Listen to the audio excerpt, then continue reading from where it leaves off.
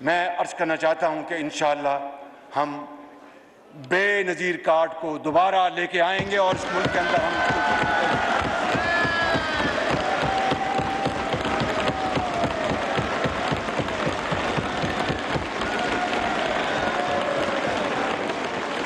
جب 2008 میں Peoples party کی حکومت آئی اور بے نظیر شہید کارڈ کا اجرا ہوا، اس کے بعد جب مسلم لیگ نون کی حکومت آئی تو نام بے نظیر کارڈ ہی رہا۔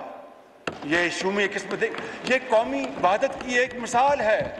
بھائی اگر کسی نے ایک پروگرام شروع کیا، وہ اللہ تعالیٰ کو پیاری ہو گئی، اپنا خون دے گئی اس وطن کے لیے، تو اگر اس کی یادگار کے لیے اس کارڈ کا نام وہی رہتا تو اس میں کیا بات تھی؟ مگر اس کے لیے بڑا دل چاہیے، اس کے لیے لارج ہارٹڈنس چاہیے، اس کے لیے جنروسٹی چاہیے۔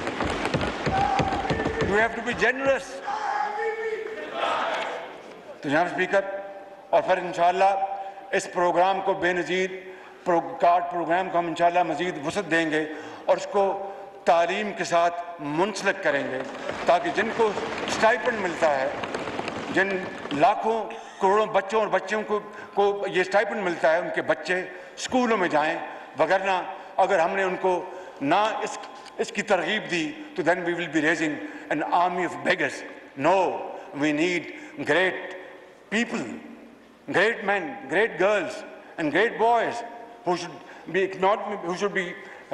equipped with knowledge and who should become great Pakistanis to serve this country with modern knowledge and techniques. تو میں سمجھتا ہوں کہ اس پروگرام کو انشاءاللہ ہم مشاورت کے ساتھ آگے بڑھائیں گے، اور میں سمجھتا ہوں کہ یہ ایک صدقہ جاریہ ہے۔